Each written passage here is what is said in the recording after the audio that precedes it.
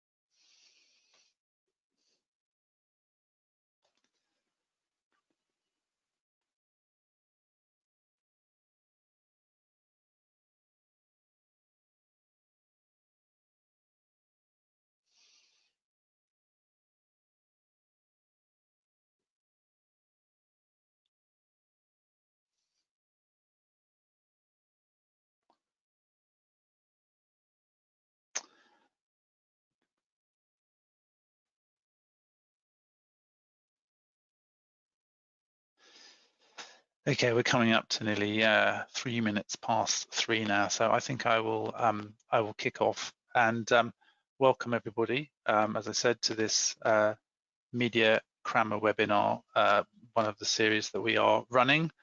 I'm going to spend this session on the I think quite tricky subject of territorial restrictions in merchandising and media agreements. My name is Nick Pimlott. I'm a partner here at Phil Fisher in the regulatory team, specialising in competition law, and we're doing quite a bit of work with a number of companies recently in this area. So thought it would be helpful to include a session on this in this series. Just before I kick off, I'll be speaking for, I hope, around 40 minutes or so of the hour that this session is in for. If you have questions, hopefully you'll be able to see in the little dashboard on the webinar app a questions tab. So if you have any questions or anything you'd like to ask, do write a message down. I will then see that and can deal with them at the end. On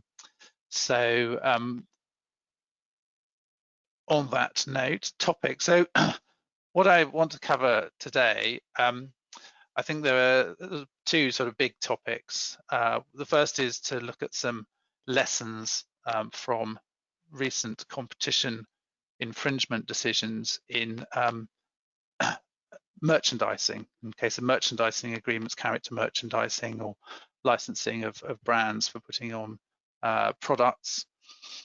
Secondly, I want to talk to you and give you an update about the issue of territorial restrictions in media content licenses, specifically copyright licenses, and look at the implications of the recent case involving Canal Plus, following on from the European Commission's investigation into pay TV rights for Hollywood films. I think if you were on the session a few weeks ago, Tim Johnson mentioned that there'd been an Advocate General opinion in that case very recently, a couple of days actually before or even on the day of the previous session. So I just wanted to delve into that a bit and try and tease out what we think the implications might be. And then just as sort of by way of conclusion, I'll answer the question, is there actually a future for territorial licensing in the EU? So moving to the first of those, I think it's probably fairly well known in the sector that there's been quite a bit of activity by the European Commission in the case of, or in the area of merchandising, and a number of media companies and rights owners and brand owners have been fined for including anti-competitive, restrictions, territorial restrictions in their merchandising agreements. And so I put on the slide here, there's sort of three key ones in this area. First of all, back in March last year, Nike was fined 12.5 million euros for restrictions on its licensees of sports merchandise for football clubs. That was followed fairly swiftly in July last year by a fine of 6.2 million imposed on Sanrio, which is a licensee of Hello Kitty and Mr. Men. The licensor of Hello Kitty and Mr. Men, for imposing, again, restrictions on its licensees for selling out of territory. And then most recently, in January this year, NBC Universal received a fine of 14.3 million euros for similar types of restrictions on their licensees of Despicable Me, Jurassic World, and the sort of host of other NBC Universal properties. As you can see, the fines they're not massive in the grand scheme of fines for competition infringements, but they were based on the licensing income of those, or percentage of the licensing income of those companies. And as you can see, they all secured a fairly substantial discount on their fines through cooperation with the Commission, and all these cases were in fact settled, which means that there was a sort of accelerated process followed by the Commission and quite a substantial discount on the fine.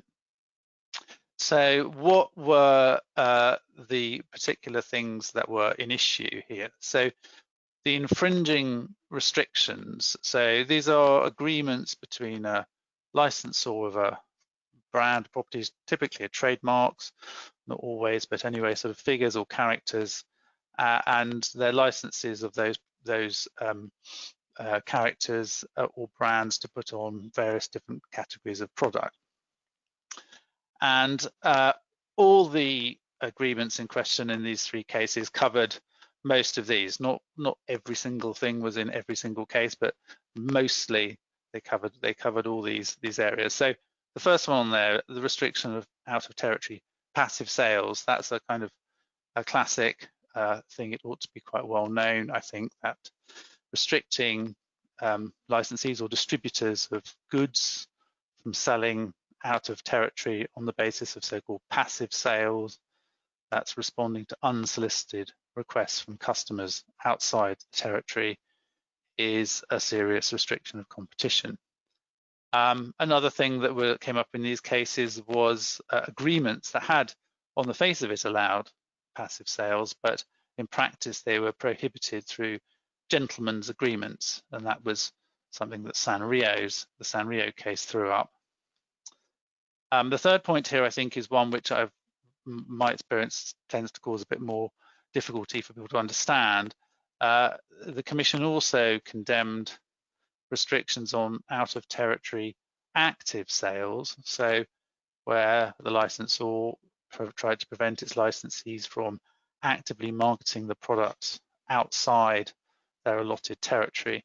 That was also held to be anti-competitive restriction on the basis that these are all non-exclusive agreements, and it has been the case for some time in the European competition framework that restrictions on active selling have only been allowed where they are to protect an exclusive territory of someone else. So all these agreements were non-exclusive, so the active sales restrictions were also prohibited.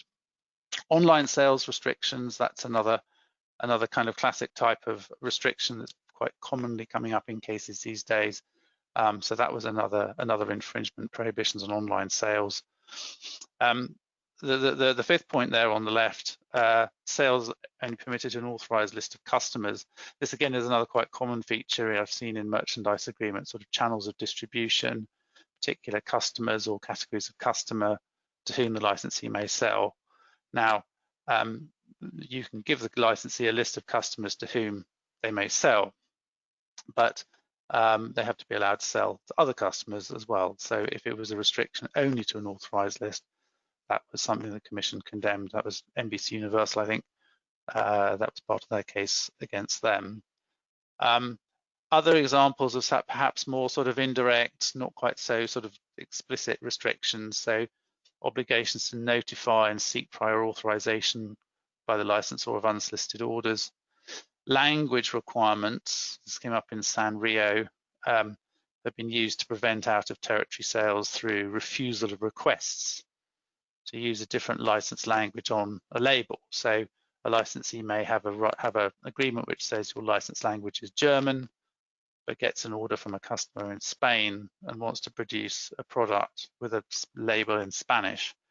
And then in the case of Sanrio, they were refusing those requests, thereby discouraging those cross-border sales. There were some examples in the Nike case, I think, of clawback of revenues for out-of-territory sales or double royalties on out-of-territory sales, so financial disincentives. They were also held to be part of this, this kind of web of restrictions on out-of-territory sales. Others include threats of termination, non-renewal for out-of-territory sales, and the use of audit rights to identify and restrict out-of-territory sales. This is a kind of common thing in this kind of case. The Commission looks to see whether licensors or suppliers are kind of keeping tabs on their licensees and sort of trying to monitor where the sales are being made. But there may be perfectly justifiable reasons for that. But if those audits are used to sort of identify and then target, restrict out-of-territory sales, then that can be part of the infringement. So that's a sort of a very quick canter through the kinds of things that the Commission has, found to infringe competition law and imposed fines in the Nike, Sanrio, and NBC Universal cases. So just, what are the key lessons from these cases? I think firstly, it's important to recognize that merchandising of characters or products with brands on them is treated in competition law in the EU in the same way as the distribution of goods, even though there's a kind of important IP licensing, typically a trademark IP licensing element involved, and merchandising agreements tend to be cast as license agreements to use a brand and to place it on products and place those products on the market. But the Commission doesn't see that as a sort of intellectual property agreement in this sense as such, but equivalent to an agreement for the distribution of goods. The second, I think, key lesson from these cases is that active sales restrictions, out-of-territory active sales restrictions, can get you into trouble in non-exclusive arrangements. I mean, this is an area which has been around in competition law for a long time. I think it probably dates back to about 2000, but it has not been enforced to any material degree until very recently. So I think if you're involved in the merchandising area and you have active sales restrictions in agreements, those need to be looked at very carefully if the arrangements are non-exclusive. Thirdly, and this is a really important point, it's really important to have compliant template agreements for merchandising agreements. But that is only the beginning, because what happens on the ground and how those agreements are used in practice is crucial. There was a really salutary lesson in the Nike case where Nike in fact had a template which had been gone over by lawyers and had different clauses that were appropriate for different territories. And for the EU, they had some clauses, some notes that said, don't use this clause if you're using this agreement in the EU, or do you include this provision? And then it turned out that in practice that wasn't followed. So the sort of efforts that had been undertaken to make templates that were compliant didn't actually help them in the end, because they weren't applied in practice. And that leads on to sort of this idea about indirect measures. So all these cases have examples of effectively the people on the grounds, the people dealing with licensees, effectively taking steps to try and prevent out of territory sales. So whatever is in the agreement is only just the sort of the tip of the iceberg in a way. What really matters and what would be looked at in any investigation is the totality of the relationship between the parties, through evidence of, communications, whether that's on email or through chat or whatever. So all those things can be looked at, and so I mean training of sort of sales and account staff is quite important in this area. So which leads me on to a question which has been asked, I have said in a number of situations where I've been with clients, what's the point these days in having territories in merchandising agreements? Well, I mean the main reason to have a territory, I think, is actually to set a framework for positive obligations on the licensee to actively promote the products and the brands in the territory, or indeed to a particular customer group, to develop a business plan focused on that territory, and to meet a sales target focused on that territory. So if couched in terms of positive obligations, those sort of territorial elements are perfectly fine. But it's, I think, now very clear that within the EEA, a licensee cannot be prevented from selling outside its territory or be protected from sales into its territory from other licensees, where, as is normally the case, the territories are non-exclusive. So, I mean, that's all I've got really on merchandising agreements. I think there's been, I personally think the sort of position reached in the various decisions that have happened, have been made recently, is relatively clear, and it's it's consistent, I think, with the sort of approach the Commission has traditionally taken, in fact, to restrictions in distribution arrangements generally. So at this point, I'm going to turn to the sort of second main topic, which is actually the rather more difficult, in some ways, area of territorial restrictions in media licensing.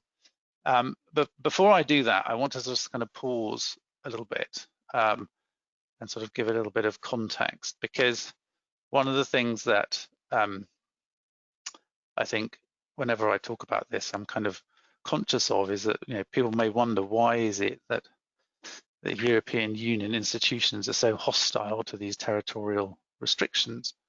And I mean, the answer is the single market.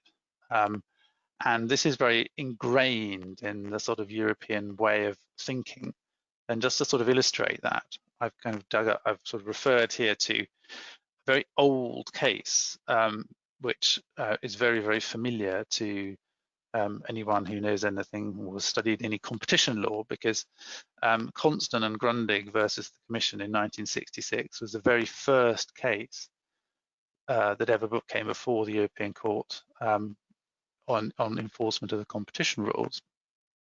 And it was a distribution case involving a distribution agreement between Grundig, the German electronics manufacturer, and Constant, who was his French distributor. And that agreement granted Constant absolute territorial protection from sales of Grundig products from outside France for the life of the agreement. And the European Commission took exception to that agreement, and they said that they took exception to the absolute territorial protection that was granted to Constant, and brought an infringement action against them, which then found its way to the courts, which upheld the European Commission's decision. And this case is the origin, I think, of many of the principles which are actually being played out in cases like you see today, the NBC Universal decision. This case is referred to the Canal Plus case that I'll come on to in a minute. These are principles which were developed a long time ago, but which are being applied on a daily basis. So, I mean, I've just put in one quote here: an agreement between a producer and a distributor which might tend to restore the national divisions in trade between member states might be such as to frustrate the most fundamental objectives of the community, now the European Union. So, going right back to the beginning, that's the kind of mindset, and indeed the sort of the legal underpinning of this hostility to territorial restrictions. But in the case of intellectual property rights, Constant Grundig has something to say as well, because in that case, the part of the agreement was that Grundig licensed the French rights to the Grundig trademarks to Constant, and as a way of helping Constant keep out parallel imports. And this was in days before the concept of exhaustion of rights had been developed in EU law. So it would have been possible for Constant to effectively use its license or assignment of the trademark, the Grundig trademark, to prevent Grundig products from coming into France. So that was also part of the decision. And the court said, well, intellectual property rights can also be used to partition the single market. And they came up with this formula, which has sort of bedeviled the relationship between intellectual property and competition law ever since, which is that there's no objection to the existence of intellectual property rights, but their exercise can infringe the competition rules of the treaty. And again, that's a concept which you see the Commission using in, for example, the Paramount commitments decision, which we'll talk about in a minute.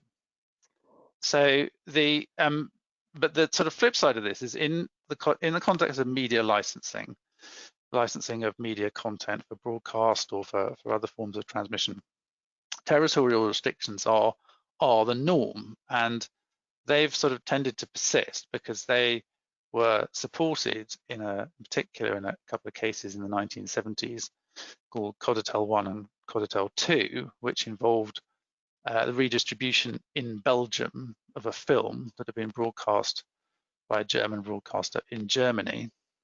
And the Belgian redistributor, cable company, took that film off air, retransmitted it in Belgium, and the Belgian owner of the rights took copyright action against the Belgian cable company, and that case established that it was legitimate for the copyright owner to enforce its rights, and it was also legitimate for the copyright owner to impose restrictions which prevented that kind of retransmission in breach of the German company's rights that have been granted just for Germany.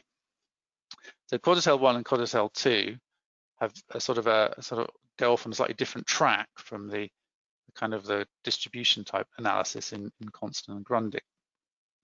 And then we had much more recently, and again, you may be familiar with this, the FA Premier League Murphy case involving the attempt by Premier League and Sky to stop publicans here in the UK buying satellite decoder cards for Premier League games in Greece, importing them into the UK and showing the games in pubs.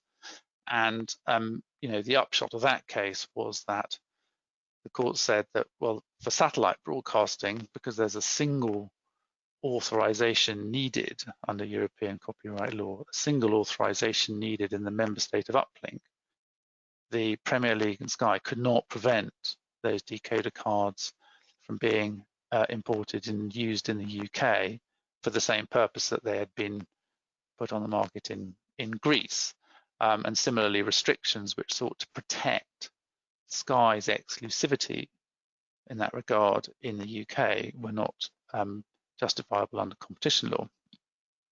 So, but in the Premier League Murphy case also, I think, established that what you really need to do is look at what the copyright position is. So in that case, the court also said that where a satellite broadcast was picked up in a pub and then retransmitted, as it were, through the network in the pub to the television screens where the people in the pub could view it, that was a separate communication to the public in the member state of reception, for which a separate authorization was required. So in the Premier League Murphy case is a case where the court really did look in quite kind of granular detail at the balance between what is the Copyright Act for which an authorization is required and how that relates to the competition rules. So that's a bit of background, which is kind of quite important for understanding the Canal Plus case, which I'll come on to now. So this is I've got some slides here which kind of go through this case. It's sort of unfortunately necessary to explain a bit of the procedural background to this case in order to understand its actual implications for the territorial licensing of media rights. But it was a case that involved territorial restrictions in license agreements between US film studios, including Paramount and Sky, which granted Sky exclusive rights to certain films in the UK and Ireland. And the restrictions were sort of paraphrased here. So Sky was required not to authorize reception outside the UK, and Paramount was similarly obliged not to authorize the availability of any descrambling advice that would allow viewing of the films in the UK or Ireland. That's for satellite. For the internet, Sky was required to prevent unauthorized transmission outside the UK by geofiltering, and similarly Paramount was obliged not to authorize internet transmission without geofiltering. So in other words, Sky was given this kind of protection for its exclusive rights in the UK and Ireland. So these restrictions were the subject of an investigation by the Commission, which commenced as long ago as 2013. In 2015, the Commission sent out its statement of objections, its sort of charge sheet setting out the preliminary view that there's an infringement of competition law. It took the view that the clauses have had the effect of limiting or prohibiting passive sales of retail pay TV services and conferring absolute territorial exclusivity on Sky. And I sort of put a bit more detail there, specifically prohibiting Sky from making its service available in response to unsolicited requests outside the UK or Ireland, and requiring Paramount to prohibit other broadcasters within the EEA from making their services available in the UK or Ireland. So the Commission took a view in its so-called statement of objections that this was absolute territorial protection. And this covered both the satellite elements and the internet transmission element of the restrictions. So then Paramount offered commitments to address the Commission's concern in April 2016, and in July 2016, those commitments, following some consultation, were accepted by the Commission and made legally binding under what's known as Article 9 of Regulation 1/2003. Now, I have to sort of a bit about competition procedure here. So Regulation 1/2003 is the procedural regulation which the Commission enforces the competition rule. And Article 9 is a provision which allows the Commission to accept commitments from a party who's under investigation, under which that party agrees to change its behaviour in certain ways in return for the Commission closing its file on the investigation. It's distinct from, as we looked at the merchandising cases just now, those were cases where the Commission has actually made an infringement decision and imposed a fine. So the Commission has found, as a matter of law, that the restrictions that we talked about just a minute ago in relation to merchandising were anti-competitive and has imposed a fine. In the Paramount case, it was simply that Paramount said, if we change our behaviour, will you close your case? And the Commission agreed to that.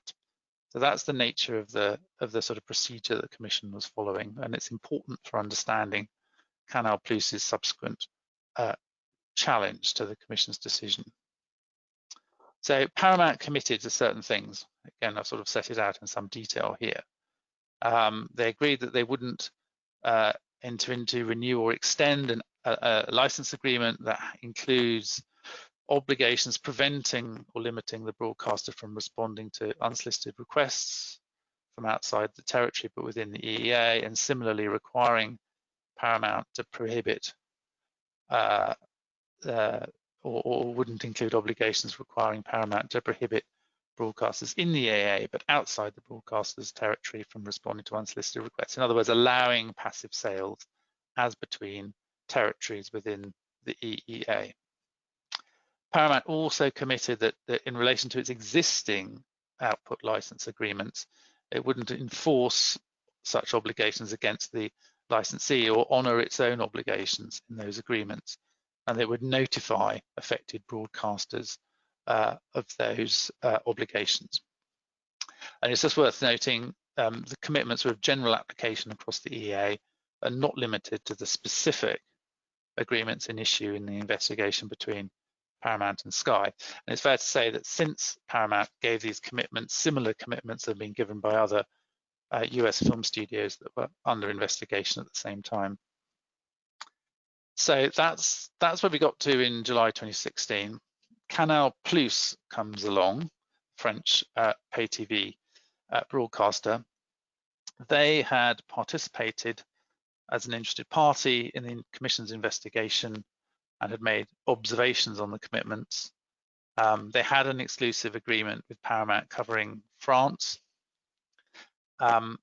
Shortly after giving the commitments, Paramount notified Canal Plus that it was not under an obligation not to respond to unsolicited requests. It also notified all the other broadcasters in the EA with whom it had agreements, thereby effectively wiping out that element of the absolute territorial protection that those broadcasters had as regards passive sales, unsolicited requests from consumers within the EEA. And Canal Plus, as an interested party, appealed to the EU's General Court for annulment of the Commission's decision to accept the commitments. So that's the litigation which is currently ongoing, and in respect of which there's recently been an Advocate General opinion, which I will come on to in a minute. So what did Canal Plus actually say about this? So firstly, and this is kind of the most important point really for the purposes of this talk, they argued that the Commission had been wrong to have competition concerns at all, because the clauses in issue, if you remember, these restrictions which prevented Sky from knowingly authorising reception outside UK and Ireland, and Paramount from ensuring that the films couldn't be otherwise received in UK and Ireland. Canal Plus said there's no competition concern with those at all. They said these are not restrictive of competition. These look at Territorial cases. These are clauses which favour cultural diversity, they said, without harming competition. And these were arguments which had been sort of floated originally in the Territorial case. But they said abolishing them would actually have negative impacts. It would lead to heavier concentration in the cinematic industry and the emergence of EU-wide licensing.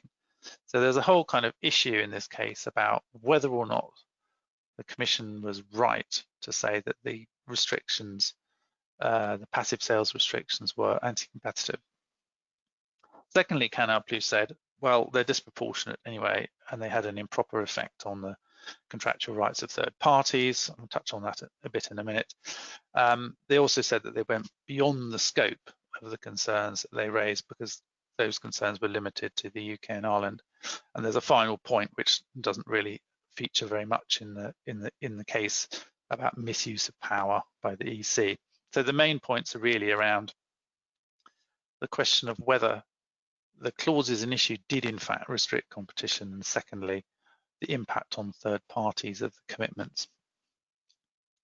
So the General Court. The General Court made a ruling on this a couple of years ago, December 2018. They rejected all Canal Plus's arguments and supported the Commission, the Commission's finding that there were competition concerns in the Paramount commitments decision. So on that particular point, whether or not there were legitimate competition concerns, the court relied heavily on the Premier League Murphy case and said that, let's read out these quotes here, a copyright holder may in principle grant a sole licensee the exclusive right to broadcast by satellite subject matter protected by such a right during a specified period from a single member state to broadcast or from a number of member states. Fine.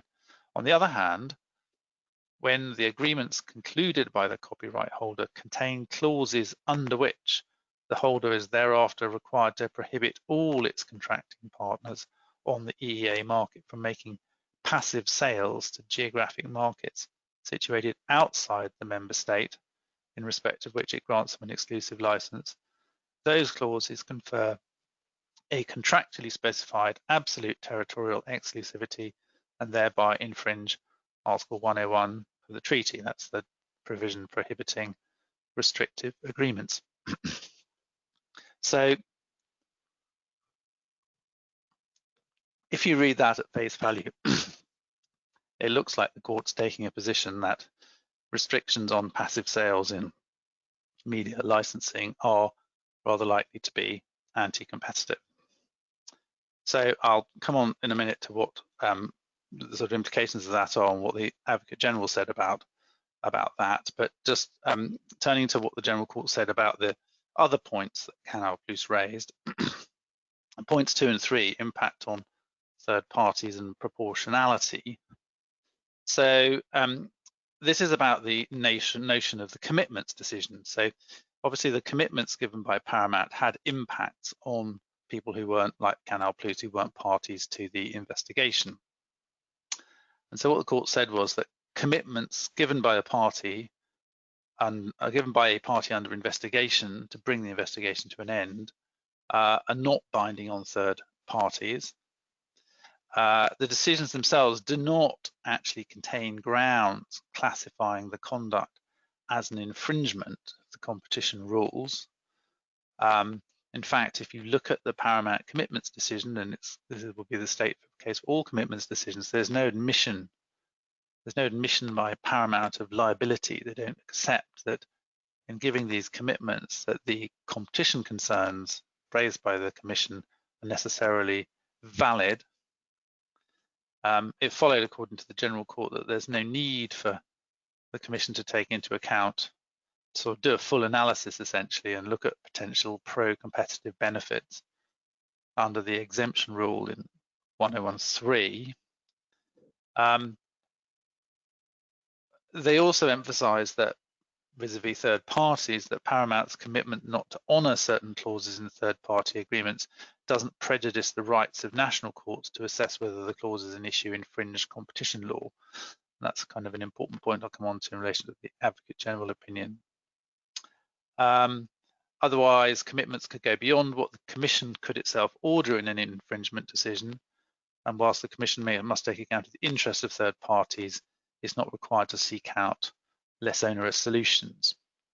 So there's quite a bit of kind of rather technical sounding detail in there, but I think the summary of this is, as you can see, this is not a kind of classic case where you've got a finding of infringement by the Commission and someone's challenging the legal basis for that. This is a finding by the Commission in the context of this rather kind of delicately balanced process whereby a party under investigation gives commitments, and then those commitments have an impact on third parties. And I think that's quite important to bear in mind when thinking about what the actual impact of this case may be for territoriality in media licensing. So Canal Plus has appealed to the Court of Justice. That appeal is pending.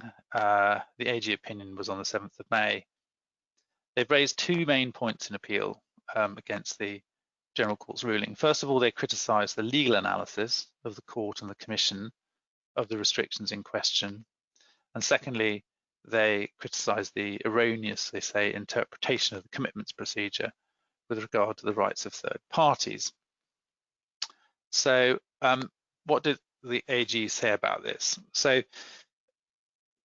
on the legal analysis, Canal Plus basically said that the Commission and the General Court didn't do a proper job of analysing the legal and economic context of the restrictions when reaching the conclusion there were competition concerns. They didn't properly analyse those cases that we've touched on, like Territorial and FA Premier League, and also they failed to consider the pro-competitive benefits of the restrictions as to, for example, the benefits of cultural diversity in the organisation of the film industry.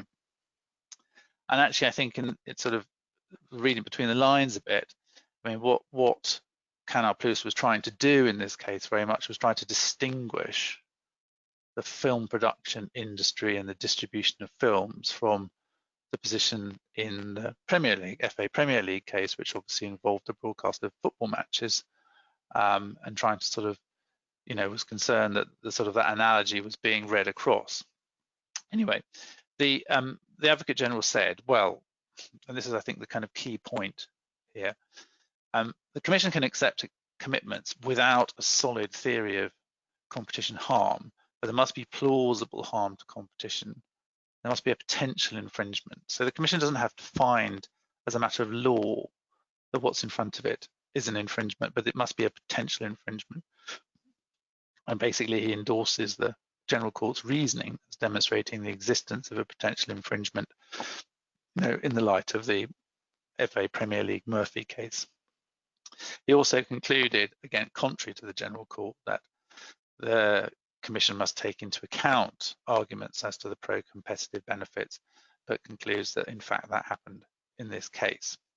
So I think the thing to take away from this is this idea that all that's established in the Paramount commitments decision and in the General Court ruling, if the Court of Justice follows this, is that there is a potential infringement.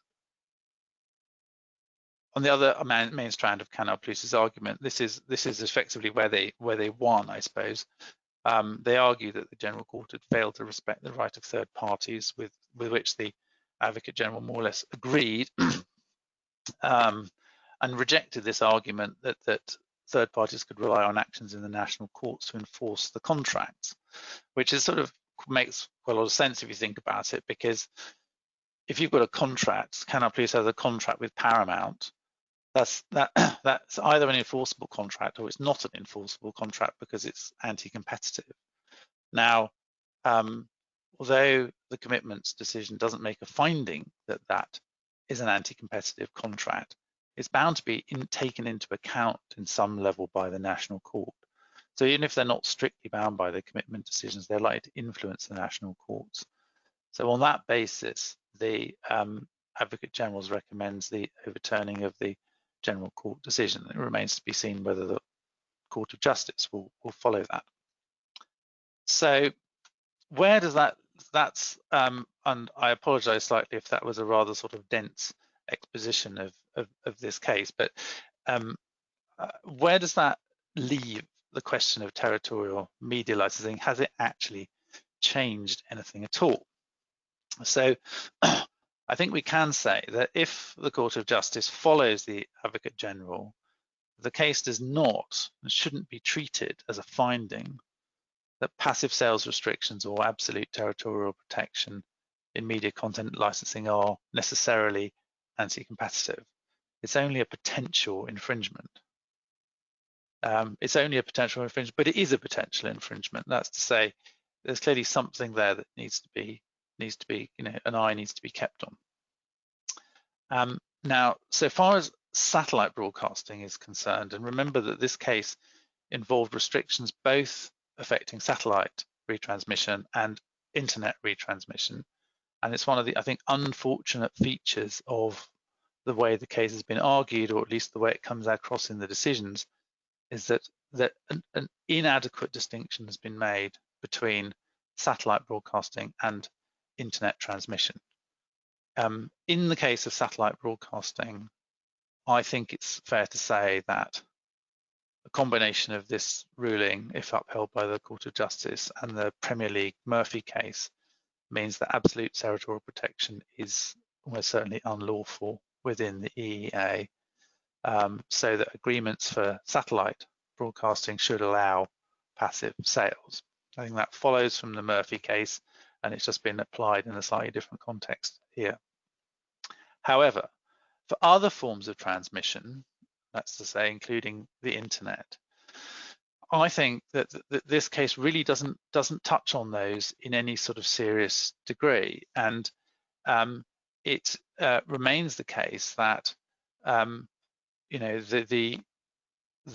the copyright, if you go back to the Murphy case, which, as I mentioned, identified a sort of separate Copyright Act when the publican retransmitted the signal in the pub in the member state of reception, that case very much aligns, I think, the question of restriction of competition with the copyright protection position, which the Canal Plus case completely, I think, really doesn't do, or doesn't sort of avoids.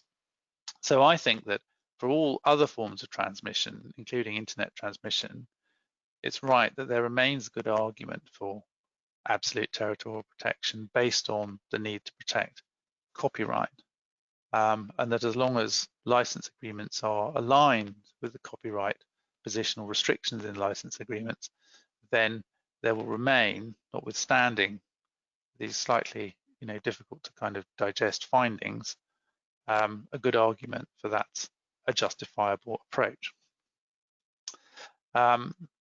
So sort of finally, to sort of come back to my first question at the beginning, is there a future for territorial licensing in the EU? I think for merchandising physical products, I think it's pretty clear territorial restrictions are very high risk, including active selling restrictions, and really need to be removed from agreements and sort of removed from the kind of day-to-day relationship between licensors and licensees. Positive obligations to develop particular territories, however, as I've mentioned, are fine.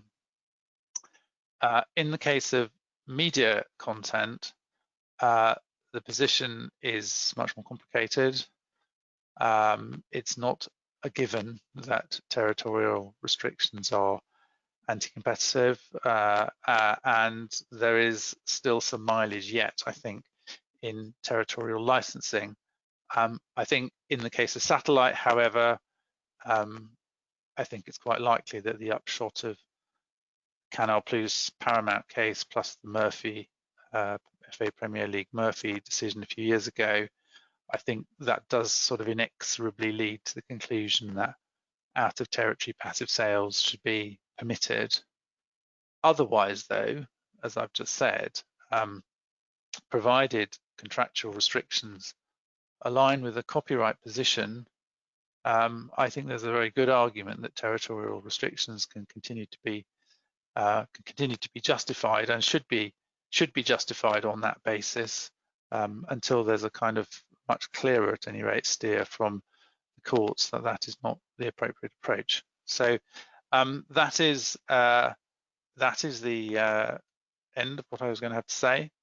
I guess we are 45 minutes or so in. If anyone has any questions, I haven't seen any pop up, I don't think yet. Please do send them in. I will wait on for a few more minutes in case you want to cogitate on some questions. Otherwise, do feel free to email me or anyone in the team afterwards if you have any kind of thoughts or observations or questions or that you'd like to raise.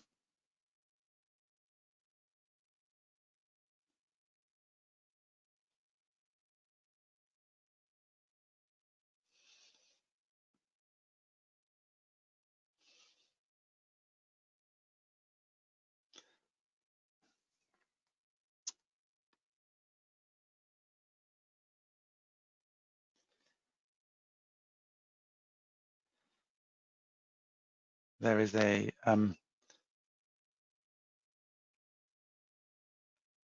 deathly silence, if that's the right word for the in terms of the things coming through on the questions. I will in that case kind of call a halt there, and thank you for attending. And as I say, if you do anything does spring to mind that you want to ask about, do let me know. Otherwise, I hope you will tune in for the next installment of our Media Grammar webinar. Thanks very much.